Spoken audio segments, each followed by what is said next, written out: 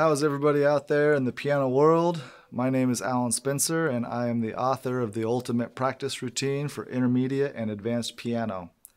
And I'm very excited that you have taken an interest in investing in your piano career by developing a strong routine for the practice room. You have reached the companion video tutorial of this book, and after a little introductory information here in the beginning, we're going to do a walkthrough of the routine together and explore really everything that it has to offer. As pleased as I am that you're taking an interest in the Ultimate Practice Routine, it's very difficult to convey everything I would like to in the text. So it will be quite beneficial for you to learn from this video because there's so much more that we can get into in this format. So who am I? My name is Allan Spencer. I'm a musician, a teacher, recording artist, studio musician, stage musician, composer, arranger, transcribist, music historian, etc. I've done a lot in my musical career. If you're interested, I have a website, allanspencermusic.com, where you can go check out a whole bunch of other information. And on YouTube, I have a channel called Allan Spencer Music Academy, which you probably already know about because that's the YouTube channel you're on watching this video. So I have a bachelor's in percussion and a master's in music performance, instrumental conducting, both from California State University, Fresno.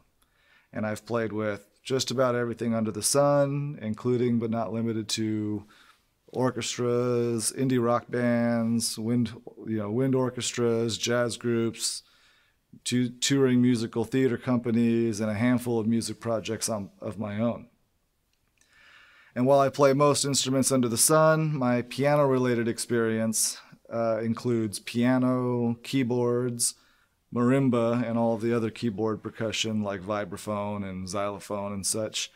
And I've been working professionally as a teacher for about 25 years, and about 15 of those years is certified contracted teaching, like in an actual school with a credential. So, what is the purpose of this book? This book serves two main purposes. Number one, it provides a training routine that covers many of the essential techniques used in most piano literature. It will also implant a sort of universal knowledge of all of the key signatures, and with hopes of developing the confidence and keyboard familiarity needed to tackle advanced piano literature. Number two, it would be calibration. So after the student learns the routine and commits it to, for the most part, memory, because you'll discover when you're playing this book that you won't actually be reading it, at least after you learn it, you won't need to read it anymore. It's going to be a routine that you run through. It becomes a pretty good calibration tool. For example, if one of my students just finished playing a piece in like E flat major and is ready to begin a piece in C sharp minor, jumping straight into a different key like that cold would usually result in the first few measures sounding like a repairing the plane while it's flying kind of scenario, which it happens to all of us, I'm sure. Because our mind is usually still calibrated for the E flat major instead of C sharp minor. So eventually I had them kind of run through this routine briefly, or at least part of it, and before they start a new piece. And this mitigated much, if not all, of the kind of on-the-spot mental distortion that a player deals with when suddenly switching gears. Now, when I was teaching this in private lessons, it wasn't written down yet. I would just say, okay, well, that's cool. You're going to a different key, play the scale for that key, and a quick arpeggio. And then over time, we said, well, let's do the scale in thirds now, just to kind of give you a little more mental material to chew on while you're switching keys and stuff. And so I would describe this to them, this whole switching keys problem when you're going from one piece to another, that I would say it's a lot like a painter who was painting something that was red and then switching to blue paint without really washing the brush very well. And so you can if you just painted in red, you would dip the brush into the blue paint when it wasn't washed very well and start up and down the wall, but it would take some time for all the red to finally go away. And this is the equivalence of the amount of time it takes during the beginning of a new piece to come to grips with what key signature you're in. And so the 7 to 8 measures of error is like the remnant of the red paint still coming out. And calibrating with this routine is like thoroughly washing your brush really well before you switch to a different color.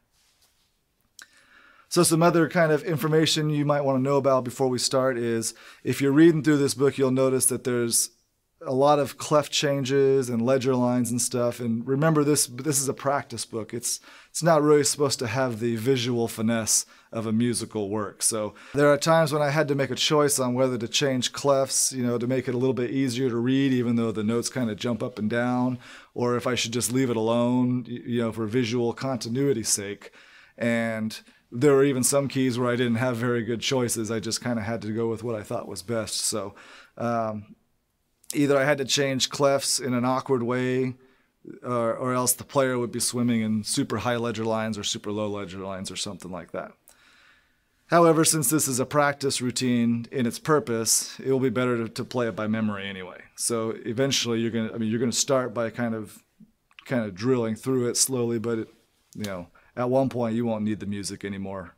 All in all, you want to get to the point where you understand the routine as you're looking at your hands. And I know most teachers say don't look at your fingers while you play, and yes, that's still true. But as far as the routine is concerned, you want to get familiar with the keyboard, with what it looks like in the key signature in front of you, and not so much what's written in the ink. Fingerings, you open up any book, from one book to the next, there's going to be all kinds of different recommended fingerings and what people think is best. It's the same case here. I just put in whatever fingerings I usually would do when I was teaching or when I was playing the scales myself, but they are recommended. Of course, you and your teacher can figure out what's best. But in this book, the fingerings that you see marked in the key of C routine are later classified or marked as standard fingerings for scales. So for example, most people know that whatever you are playing in the key of C tends to be the same fingerings as the key of G or the key of A or the key of D minor. And none of them that you see in this book are set in stone, is what I'm saying. I've also seen like arpeggios marked for the left hand sometimes as 5, 3, 2, 1, cross over to 3, 2, 1, and then backwards. I was taught both ways, where it was 5, 4, 2, 1, cross over with the 4, 2, 1 on some keys. And of course, you and your teacher can adjust however you see fit.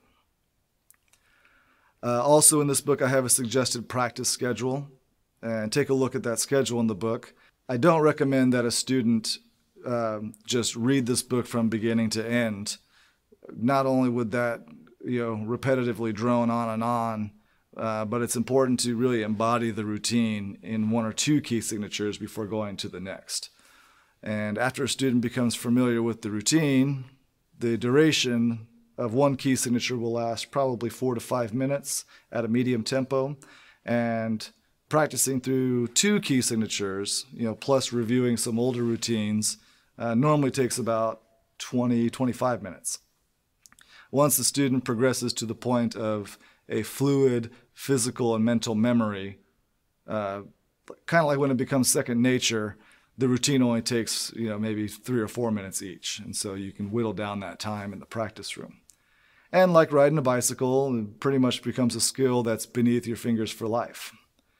Eventually, with my own students, I have them play the appropriate routine for whatever piece they're going into, and of course, we talked about how that calibrates you for that, and before they embark upon a piece of music, it makes everything run a little more smoothly.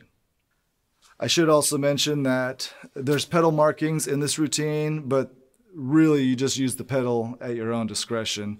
On the examples you're going to see soon, we pretty much used no pedal just to make sure everything was coming out pretty clear. But the pedal markings that I have in there are just suggested, and you're going to find that there's sometimes that they don't work at all because you're in a range that just gets too muddy. So the pedal markings that you see are more of a suggestion.